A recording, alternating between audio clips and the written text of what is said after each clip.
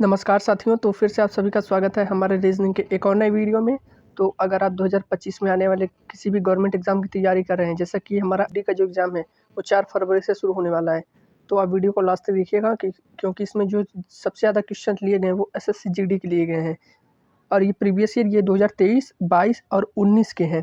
तो आप वीडियो को लास्ट तक देखिएगा और चैनल पर नए हैं तो चैनल को सब्सक्राइब कर दीजिएगा। ठीक है, तो चलिए शुरू करते हैं। तो आज का पहला प्रश्न क्या कह रहा है हमारा पहला, तो देखिए यहाँ पे थोड़ा-सा गलत है, यहाँ पे 117 होगा, यहाँ पे 17 आ गया है, मतलब ये नीचे हो गया, ठीक है? ये 117 है और ये 132 है। यहाँ पे क्वेश्चन मार्क के स्थान पर हमें पूछा गया था कि क्या आएगा, ठीक है? सेम टू सेम यही क्वेश्चन आया था, ठीक है? लेकिन इस टाइप का नहीं था जैसे ये डायग्राम बना है, इसको मैंने थोड़ा अलग बनाया है, ठीक है? तो यहाँ पर देखिए ये 13 है, 117 है, 9 है, ये 22 है, क्वेश्चन मार्क है 7 है, 12, 132, 11 है। तो देखिए हमें बीच वाला ये पूछा है क्वेश्चन मार्क, यानी हमें इनका प्रयोग करके लाना पड़ेगा 117 और 12, 11 का प्रयोग करके 132 लाना पड़ेगा, ठीक है? तो कैसे आएगा, कौन-सा इसमें लॉजिक लगा गया है? तो जैसे देखें ये 13 है, ये 9 है, तो 13 में अगर 9 के गुणा करेंगे तो 117 देखिए आया, 13 9 117 है और 12 में 11 के गुणा करें तो 11 दूना 22, 11 का नाम 11, 2 13, तो 132। यानी क्या किया गया है, सिंपल सा, एकदम सिंपल सा ये प्रश्न था कि इन दोनों को आपस में गुणा किया गया है, जो आए बीच वाली संख्या यहाँ पे लिखी गई है, ठीक है? तो वैसे ही 12 में 11 की गुणा करेंगे 132, तो वैसे ही 22 में 7 के गुणा करेंगे तो कितना हो जाएगा, 7 दूनी 14, 7 दूनी 14 1, 7 दूनी 14, 7 दूनी 14 1 15, 154। ऑप्शन नंबर ए सी इस प्रश्न का सही जवाब होगा। 7 में 22 की गुणा करेंगे तो 7 दूनी 14, 1 हासिल, 7 दूनी 14 और 1 हासिल 15, तो 154 ऑप्शन नंबर सी इस प्रश्न का सही जवाब होगा, ठीक है? अगला प्रश्न आप देखिए, इसको हल करने की कोशिश करिएगा आप अकेले पहले, तब मैं बताऊँगा अभी, ठीक है? आप हल करिए पहले।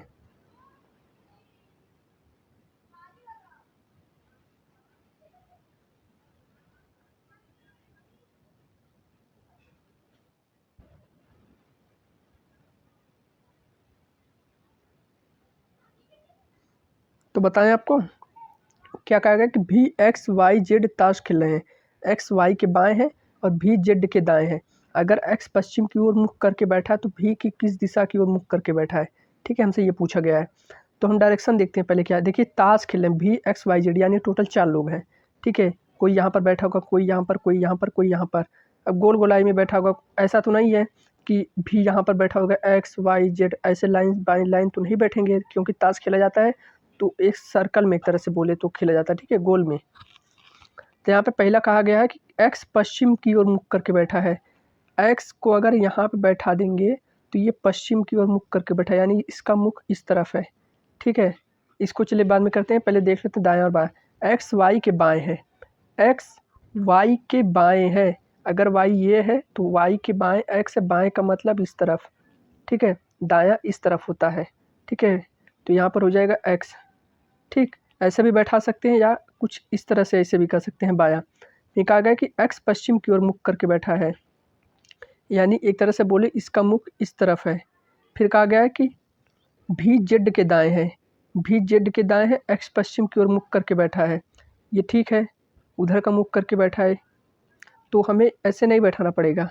हमें जो एक्स अगर पश्चिम की ओर मुख करके बैठा है तो हमें कुछ इस तरह से बैठाना पड़ेगा।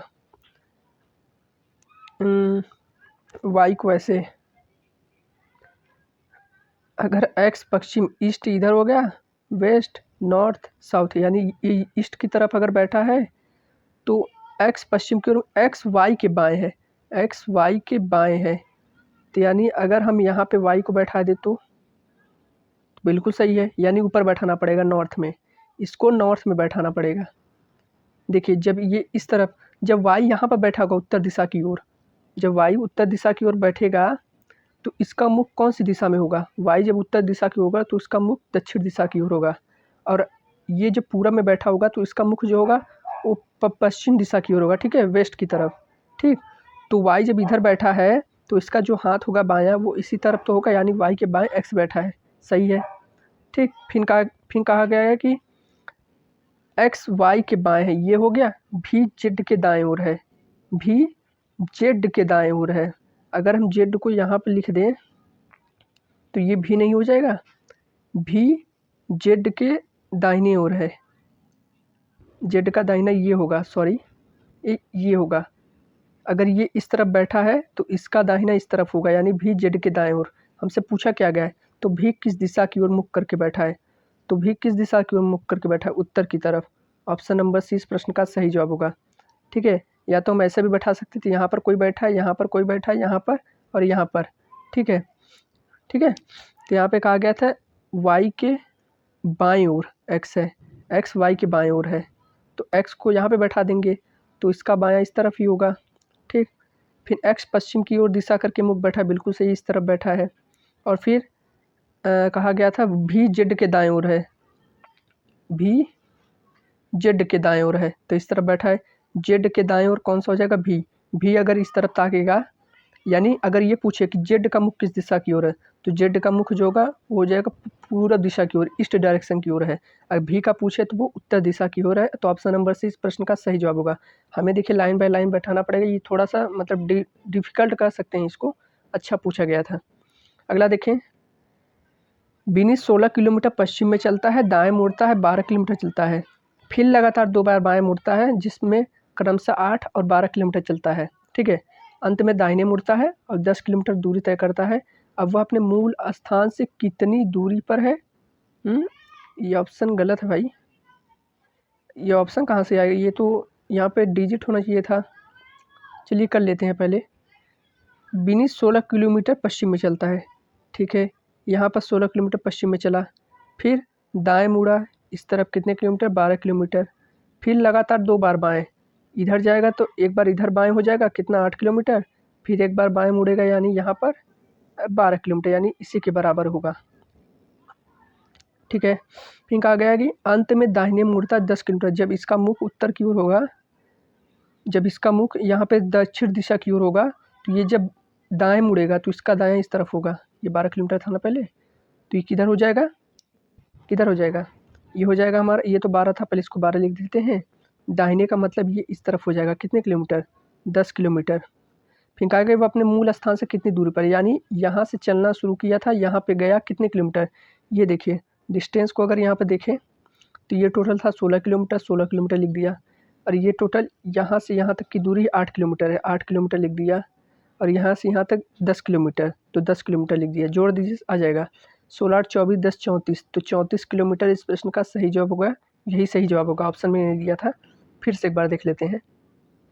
देखिए बिनी 16 किलोमीटर पश्चिम दिशा की ओर चलता है, देखिए ये पश्चिम दिशा की ओर इस तरफ जाएगा, इस तरफ गया पश्चिम दिशा की ओर 16 किलोमीटर। ठीक है, दाएं मुड़ा तो इसका दायां इस तरफ होगा, कितने किलोमीटर, 12 किलोमीटर। ठीक, फिर लगातार 2 बार बाएं मुड़ा, लगातार 2 बाएं मुड़ा और क्रमशः 8 किलोमीटर 12 किलोमीटर, यानी एक बार बाएं में 8 किलोमीटर, फिर दूसरी बार बाएं में 12 किलोमीटर। तो एक बार बाएं, ये ऊपर की तरफ गया है ना, तो इसका बाएं किस तरफ होगा, इसी तरफ तो होगा, कितने किलोमीटर, 8 किलोमीटर, फिर 12 किलोमीटर मतलब बाएं, तो बायां इसका किस तरफ हो जाएगा, इस तरफ हो जाएगा, इसी के बराबर ही होगा। ठीक है, 12 किलोमीटर हो गया, यहाँ पे इसको थोड़ा सा इरेज। ठीक है, फिर कहा गया था ये जब नीचे की ओर आएगा दक्षिण दिशा की ओर, फिर कहा गया अंत में दाहिने मुड़ता है, तो दाहिने इधर मत कर दीजिएगा, दाहिने इधर नहीं होगा, क्यों नहीं होगा, क्योंकि ये दक्षिण दिशा की ओर जब जाएगा तो इसका दाहिना इस तरफ होगा, बायां इस तरफ होगा। ठीक है, तो कहा गया दाहिने मुड़ता है, यानी इस तरफ मुड़ता है, और कितने किलोमीटर, 10 किलोमीटर। फिर पूछा गया है कि अब वो अपने मूल स्थान यानी जहाँ से चलना शुरू किया था वहाँ से और जहाँ पर पहुँच गया वहाँ तक उसकी दूरी कितनी होगी। तो देखिए ये यहाँ तक कितने किलोमीटर, 16 किलोमीटर, यहाँ से फिर यहाँ तक ये टोटल 8 किलोमीटर, और यहाँ से 10 किलोमीटर, टोटल को जोड़ दिया जाएगा 16 8 10, 16 8 24 10 34। ठीक है, तो 34 सही जवाब होगा। अगला देखें, हाँ अगर ये पूछ देता कि वह किस दिशा में अब जा रहा है, तो इसी दिशा में था ना वो, इसी दिशा में, तो यानी वो पश्चिम दिशा की ओर ही जा रहा है, तब होता अगर दिशा पूछता तो। अगला देखें, डबल ई लिखा है, GF JH OK VO question mark, यहाँ पे पूछा क्या आने वाला है। ठीक है, तो यहाँ पे इसका सीरीज देखते हैं, जैसे पहले से पहला लेटर के कंपेयर करते हैं। ठीक है, तो क्या आएगा पहले आप सोचिए तब हम बताएंगे।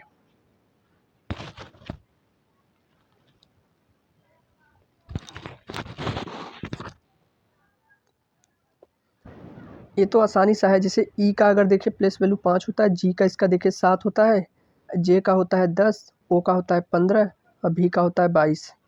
तो यहाँ पर पहला लेटर का जो अंक आया है वो 5, 7, 10, 15, 22 आया है। ठीक है, अब इनकी तुलना करते हैं क्या होगा। जिससे 5 से 7 हुआ है कितने प्लस हुआ है 2 प्लस, 7 से 10 कितने प्लस 3 प्लस, 10 से 15 5 प्लस, 15 से 22 7 प्लस। तो आप तो कहेंगे ये तो वो है, क्या कहते हैं, इवन नंबर है, सॉरी ऑड नंबर। ऑड का मतलब विषम संख्या। लेकिन क्या आपको ये 2 ऑड नंबर है, 2 तो इवन नंबर होता है। इस तो आपसे एक निष्कर्ष निकला यहाँ पे कि ये है एक प्राइम नंबर से। 2, 3, 5, 7 प्राइम नंबर्स क्या होते हैं, जिसके केवल 2 गुणनखंड हो, केवल 2 फैक्टर्स हो, उसे प्राइम नंबर्स कहते हैं, यानी अभाज्य संख्या।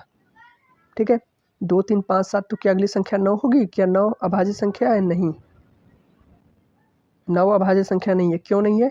क्योंकि 9 की अगर हम फैक्टर करेंगे तो 9 को विभाजित करने वाले कौन कौन से अंक है? एक 1 है, एक 3 है, एक खुद 9 है। तो इनका जो फैक्टर आया वो कौन कौन सा आया? 1, 3, 9, यानी टोटल कितने फैक्टर हैं? 1, 3 और 9, यानी 1, 2, 3, यानी इनके टोटल 3 फैक्टर हैं। तो ये प्राइम नंबर्स नहीं है। ठीक है, अगर हम 2, 3, 5, 7 की बात करें तो यह एक प्राइम नंबर से। कैसे? जैसे अगर मान लेते हैं इसकी 5 की बात कर लेते हैं, 5 को डिवाइड करने वाले यानी 5 के फैक्टर कौन कौन से होंगे? एक 1 होगा, एक खुद 5 होगा, यानी इसके बस 2 फैक्टर हो। प्राइम नंबर्स पहचानने का सबसे अच्छा है कि जिसके 2 गुणनखंड हो। ठीक, 2 गुणनखंड हो, 2 से अगर ज़्यादा गुणनखंड होंगे तो वो प्राइम नंबर्स नहीं होंगे। ठीक है, बस हमें इतना ध्यान रखना है। तो 2, 3, 5, 7 तो अगली संख्या क्या होगी? 9 होगी। क्या 10 होगी? 10 भी नहीं होगी। क्यों नहीं होगी? क्योंकि 10 को विभाजित करने वाला एक 1 है, एक 2 है, एक 5 है, एक खुद 10 है, यानी इसके टोटल फैक्टर कितने हो गए? 4 फैक्टर। तो क्या प्राइम नंबर्स है? नहीं, प्राइम फैक्टर्स होने के लिए 2 फैक्टर होने चाहिए, बस केवल और केवल 2। ठीक है, तो उसके बाद आ जाएगा 11 नंबर। 2, 3, 5, 7, 11, 11 भी एक प्राइम नंबर्स है। 13 भी है, 17 भी है, 19 है, 23 है। ठीक है, ये सभी क्या है? प्राइम नंबर्स हैं। 23 के बाद 29 आ जाएगा। तो देखिए 2, 3, 5, 7, 11, तो 22 में 11 को जोड़ देंगे तो अगली संख्या आ जाएगी, सॉरी 33। ठीक है, 33 आ जाएगी। 33 पे क्या होता है हमारा? आप कहेंगे 33 पे तो जानते ही नहीं, तो टोटल लेटर कितने होते हैं? 26 होते हैं। 26 में कितना जोड़े कि 33 हो जाए? यानी 7। तो 7 पे क्या होता है हमारा? जी होता है। जी का मतलब पहला ऑप्शन खत्म, दूसरा ऑप्शन खत्म। ठीक है, फिर आगे देखिए जी आ गया हमारा। ठीक, एक पे जी आ गया। अब क्या करते हैं, दूसरा लेटर देखते हैं। इसका ई 5, इसका 6, एच का 8, के का 11, ओ का 15। यहाँ पे करें 5 से 6 कितने प्लस? 1 प्लस, 6 से 8 2 प्लस, 8 से 11 3 प्लस, 11 से 15 4 प्लस, 1 2 3 4 क्रम से संख्या। तो 1 2 3 4 5 5 आएगी। 15 में 5 जोड़ेंगे 20, और 20 15 में 5 जोड़ेंगे 20 आ जाएगा। और 20 पे क्या होता है हमारा? टी होता है, यानी जी टी। जी पहले से था, टी बाद में आ गया, यानी ऑप्शन नंबर डी इस प्रश्न का सही जवाब होगा, जी टी। अगले प्रश्न की देखिए, CQ6RUL क्वेश्चन मार्क, मतलब ए बी है, दर्पण है, कौन सा प्रतिबिंब बनेगा? हम जैसा कि जानते हैं कि हम दर्पण में लेफ्ट और राइट केवल बदलते हैं। ठीक है, जैसे अगर यहाँ पे अ लिखा है, अगर इसी को दर्पण में देखेंगे तो कुछ इस तरह से दिखाई देगा, और ये वाली चीज़ एकदम उधर चली जाएगी, लेफ्ट में है तो राइट में चली जाएगी। तो देखें ये सही है, सी सब सही है। अगर क्यू को देखें तो क्यू हमारा कुछ इस तरफ, इसका इस तरफ है, तो ये जो दर्पण को देखेंगे तो इस तरफ होगा, यानी ये तो उल्टा है। जल प्रतिबिंब बना दिया गया है, लेकिन हमसे यहाँ पे वाटर मतलब इमेज पूछा है, ये वाला मिरर इमेज पूछा है हमसे, लेकिन ये वाटर इमेज बना दिया तो गलत। ये भी क्यू सही, ये भी क्यू सही, ये भी सी सही। ठीक है, अब देखें यहाँ पे 6 को अगर दर्पण में देखेंगे तो कुछ इस तरह से दिखाई देगा उल्टा। तो देखिए यहाँ पे ये इसको 9 बना दिया गया है, तो इसलिए ये भी गलत हो जाएगा। ठीक है, देखिए 6 ऐसे है तो ये ऐसे ना बनेगा, ये 9 कहाँ से लिख दिया इसने? तो कौन कौन सा गलत? 9 भी गलत, यानी ऑप्शन नंबर बी भी खत्म और ऑप्शन नंबर सी भी खत्म। बचा हमारा क्या? Option number D. Option number D इस प्रश्न का सही जवाब होगा। ठीक है, बस ये बहुत ईजी क्वेश्चन होते हैं। जैसे सी लिखा हमने, क्यू को यहाँ पे पलट दिया, 6 को 6 को ऐसे पलट दिया, आर ऐसे लिखा था तो आर को कुछ इस तरह से लिख दिया, और यू था तो यू तो ऐसे ही रहेगा, और एल ऐसे था तो ऐसे हो जाए, सॉरी ऐसे हो जाएगा। ठीक है, तो ऑप्शन नंबर डी इस प्रश्न का सही जवाब होगा। अगला देखें, 72 है, question mark 18, question mark 11, question mark 44। तो इन सभी ऑप्शनों को हम रख के देखेंगे एक एक करके कौन सा आने वाला। पहले आप करिए, 1 मिनट का समय है, करिए आप।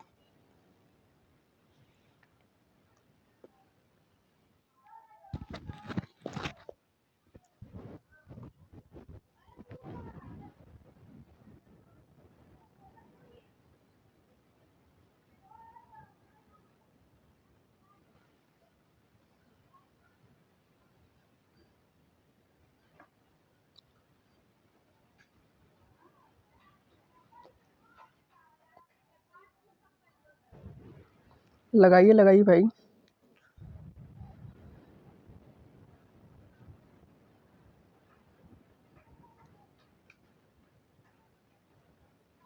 लगा भाई साहब, आया कि नहीं बता दें। तो यहाँ पर देखिए, पहले ऑप्शन को रखते हैं, स्टार का मतलब गुणा है, प्लस है, बराबर है। तो यहाँ पर रखते हैं 72 गुणे 18 प्लस 11 बराबर, इनको हल करने पर 44 आना चाहिए, क्योंकि ये हमने पहला ऑप्शन लिया है। ठीक है, 44 तो पहला ऑप्शन तो गलत हो जाएगा, आप देखते हैं कहेंगे। 72 में 18 के गुणा करेंगे बहुत ज़्यादा होगा, और 11 को जोड़ेंगे तो और ज़्यादा होगा, तो 44 तो आने वाला नहीं है। अब ये वाला ऑप्शन देखते हैं, बी वाला, 72 भागे 18 गुणे 11। तो क्या आ जाएगा, बिल्कुल आ जाएगा। 72 में 18 से गुणा करेंगे, 18 चौक 72, 4 आ जाएगा, और 4 गुणे 11 का मतलब 44, 44 आ गया ना। तो ऑप्शन नंबर 20 प्रश्न का सही जवाब होगा। ठीक है, अगला देखते हैं। यहाँ पे 28 से 80 बी, 16 सी, 5 डी और 21। यहाँ पे लिखा गया ए का मतलब माइनस है, बी का मतलब भाग है, सी का मतलब गुणा है, और डी का मतलब यहाँ पे प्लस है, यानी जोड़ है। ठीक है, तो पहला ऑप्शन मतलब सभी को रखते हैं यहाँ पे 28। ए का मतलब क्या है, माइनस, लिख देते हैं माइनस 80। बी का मतलब क्या है, भाग, तो यहाँ पे भाग कर देंगे 16। सी का मतलब क्या है, यहाँ पे गुणा, 5 कर देंगे। डी का मतलब क्या है प्लस 21 कर देंगे। हल करेंगे, पहले गुणा, बॉडमस का नियम लगाएंगे, बॉडमस। ठीक है, बॉडमस का नियम क्या कहता है, यहाँ पे ब्रैकेट व्रैकेट तो है नहीं पहला, तो पहले डिवाइड करेंगे। ठीक है, तो 80 में 16 से भाग करेंगे तो कितना आ जाएगा, 5, 16 25 80 होता है, 5 गुणे 5 आ जाएगा, प्लस 21। फिर गुणा करेंगे, 5 में 5 की गुणा करेंगे 25, और 28 में से 25 को घटाएंगे 3, और 3 में 21 को जोड़ देंगे तो 21 और 3 24, पहला ही ऑप्शन हो जाएगा। ठीक है, 80 में 16 से भाग किया 5, 5 में 5 की गुणा किया 25, 28 में से 25 को घटाया, कितना आ गया, 3 आ गया, और 3 में 21 को जोड़ा 24 आ गया। अगला देखें, यहाँ पर रैंप को लिखा गया है 36 11 3 32, इतना लिखा गया। डेल को उसी प्रकार कैसे लिखा जाएगा, तो यहाँ पर देखिए, तो आर का होता है क्या हमारा 18, और ए का 1, एम का 13, पी का 16। तो यहाँ पर 18 को 36 लिखा गया है, यानी 2 गुना किया गया है, 18 दूनी 36। एक को वैसे ही लिखा गया है, सेम का सेम, और 13 को यहाँ पे 13 ही लिखा गया है, और 16 को 32 लिखा गया है, 2 गुना किया गया है। कैसे, अब ये देखेंगे कैसे, आर को देखेंगे तो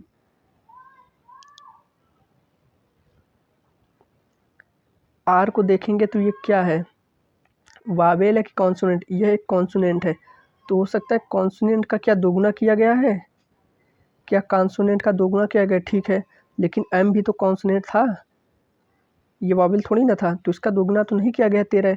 यानी एक निष्कर्ष ऐसे निकाल सकते हैं कि पहला और लास्ट का दोगुना किया गया है, और बाकी के जो बीच में अंक हैं उनको सेम टू सेम लिखा गया है, सेम का। ठीक है, तो वैसे डेल को लिखेंगे, डी का 4, ई का 5, एल का 12, एल का 12। तो 4 का दोगुना 8 हो जाएगा। ठीक, और 4 का दोगुना 8। ठीक, और 5 को एज इट इज़ लिखा जाएगा। मैंने कहा ना, पहली और लास्ट वाली संख्याओं का दोगुना किया गया है, और बाकियों को सेम लिखा गया है। 12 को 12 ही लिखा जाएगा, और ये लास्ट वाले 12 को दोगुना करके 24 लिखा जाएगा। ठीक है, तो 85 12 24, 85 12 24 कौन से ऑप्शन में दिया है, सी वाले में दिया है, तो इस प्रश्न का जवाब सी वाला हो जाएगा। ठीक है, 85 12 24 ऑप्शन नंबर सी इस प्रश्न का सही जवाब होगा। ठीक है, बस इतना क्वेश्चन है। अच्छा, मैं आपको एक प्रश्न पूछ रहा हूँ लास्ट में। आप इसमें बताइए, इसमें टोटल कितने ट्राइंगल होंगे?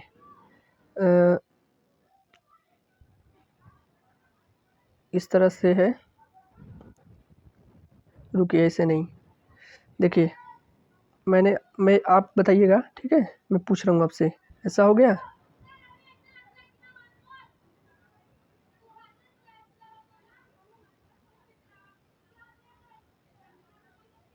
बताइएगा, इसमें टोटल नंबर ऑफ ट्राइंगल्स कितने होंगे? नंबर ऑफ ट्राइंगल्स आप ये बताइएगा कमेंट करके, ठीक है?